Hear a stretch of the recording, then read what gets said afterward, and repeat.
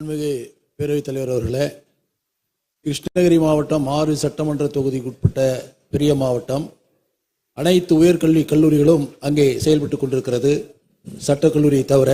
எனவே மாண்புமிகு அமைச்சர் அவர்கள் கிருஷ்ணகிரி மாவட்டத்தில் ஒரு சட்டக்கல்லூரி துவக்க ஆவணம் செய்வாரா என்பதை மாண்புமிகு பேரவைத் தலைவர் வாயிலாக மாண்புமிகு அமைச்சரை கேட்டுக்கொள்கிறேன். மாண்புமிகு அமைச்சர் அவர்கள் வள்ளியூர் கூடுதல் நீதிமன்றமும் இருந்தால் சேர்த்து சொல்லிருங்க.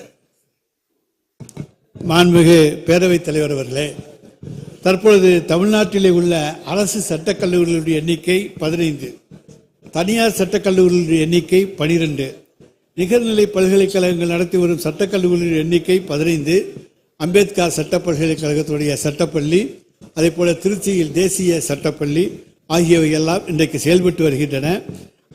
இவற்றில் 5 வருட சட்டப்படிப்பை படித்துக் கொண்டிருக்கின்ற மாணவர்களுடைய எண்ணிக்கை தோராயமாக 36,640. 3 வருட சட்டப்படிப்பை படித்துக் கொண்டிருக்கின்ற மாணவர்களுடைய எண்ணிக்கை தோராயமாக 11,910. ஆக மொத்தம் 48,550 மாணவர்கள் சட்டக்கல்வி பயின்று வருகிறார்கள் என்பதை தெரிவித்துக் கொள்கிறேன். வழக்கறிஞர்களுடைய எண்ணிக்கைக்கும் நீதிமன்றங்களிலே பதிவாகக்கூடிய வழக்குகளின் எண்ணிக்கைக்குமான இடைவெளி இன்றைக்கு அதிகமாக உள்ளது.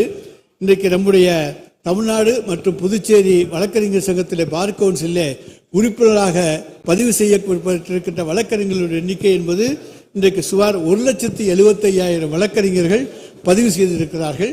ஆண்டுக்கு 9,000 வழக்கறிஞர்கள் புதிதாக புதுப்பித்துக் கொண்டிருக்கிறார்கள். எனவே கூடுதலான அளவில் சட்டக்கல்லூரிகளை தொடங்கி அதிக அளவிலே வழக்கறிஞர்களாக பதிவு செய்யும் பட்சத்தில் அவர்களுக்கான தொழில் வாய்ப்பில் பாதகமான நிலை ஏற்படுவதுடன் வேலை வாய்ப்பின்மையை ஏற்படுத்தும் காரணியாகவும் அமையும். என்ற காரணத்தாலே தான் இப்பொழுது புதிதாக சட்டக்கல்லூரிகள் என்பது துவங்குவது என்பது தற்காலிகமாக நிறுத்தி வைக்கப்பட்டிருக்கிறது என்பதை தெரிவித்துக் கொள்கின்றேன்.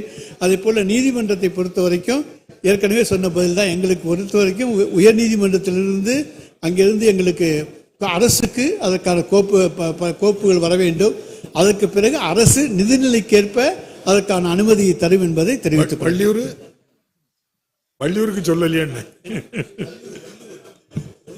வள்ளியூர்ல கண்டிப்பாக கூடுதல் நீதிமன்றம் மாண்புமிகு சட்டப்பேரவைத் தலைவருடைய கோரிக்கையை ஏற்று இந்த ஆண்டில் கொண்டு வருவதற்கான பரிசீலனை அரசின் கவனத்தில் இருக்கிறது.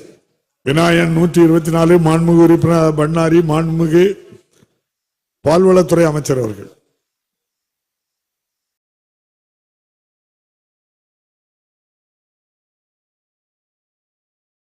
பேரவைத் தலைவர் அவர்களே,